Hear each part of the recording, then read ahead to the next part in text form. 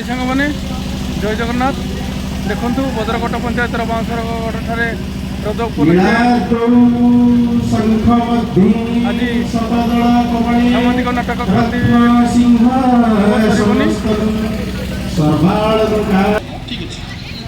देखु मुख्य चालक मैंने आसिक किसी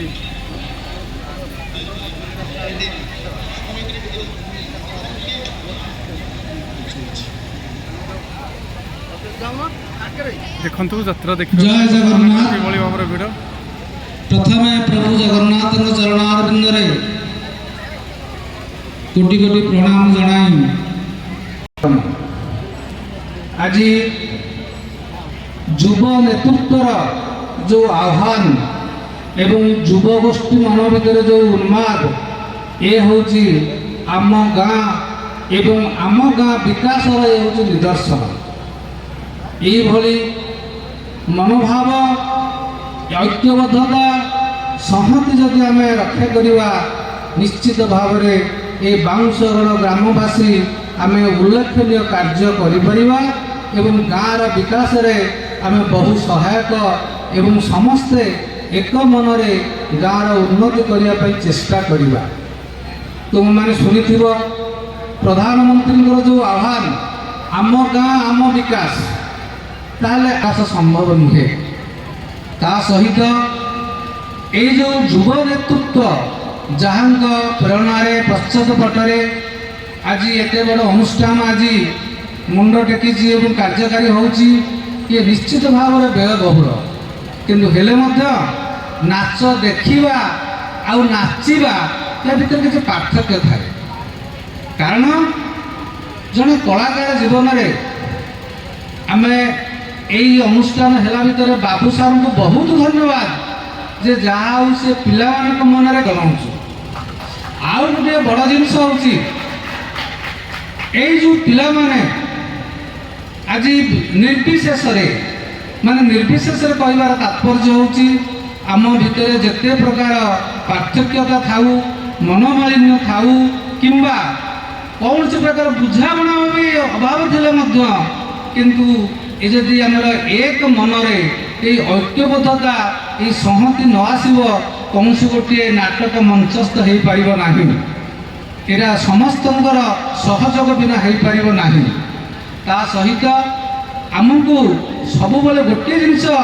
जी आमको दिग्दर्शन दौची जी आग को नवापाई जी आमको प्रेरणा जगाऊँगी से नेतृत्व को आम समस्ते निर्विघ्न उत्साह सहित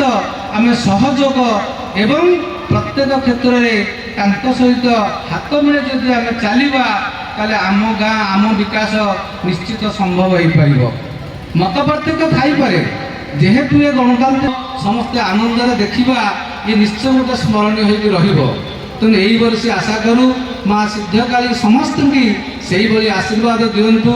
एवं युव नेतृत्व को से आशीर्वाद दिंतु सी सबु निर्विशेष यही कार्यक्रम आगे नापी से प्रेरणा मिलू था मुझे कही मोर वक्तव्य सांग करुच्ची जय जगन्नाथ। पिला चिन्ह पारे बेले बेले पचारे ये क्या सी क्या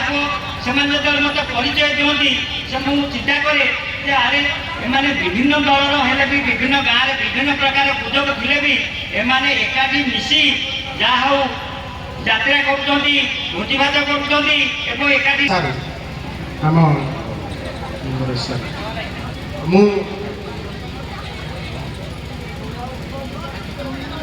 आम खूब संक्षेप सारा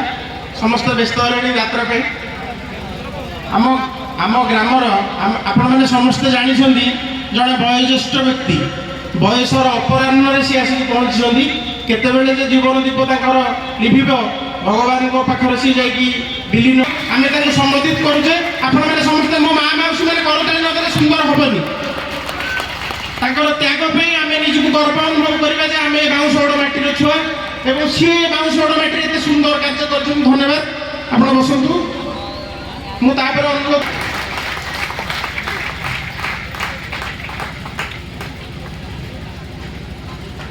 आम ग्राम आउ जड़े व्यक्ति आम गाँव गर्व आम गाँव गौरव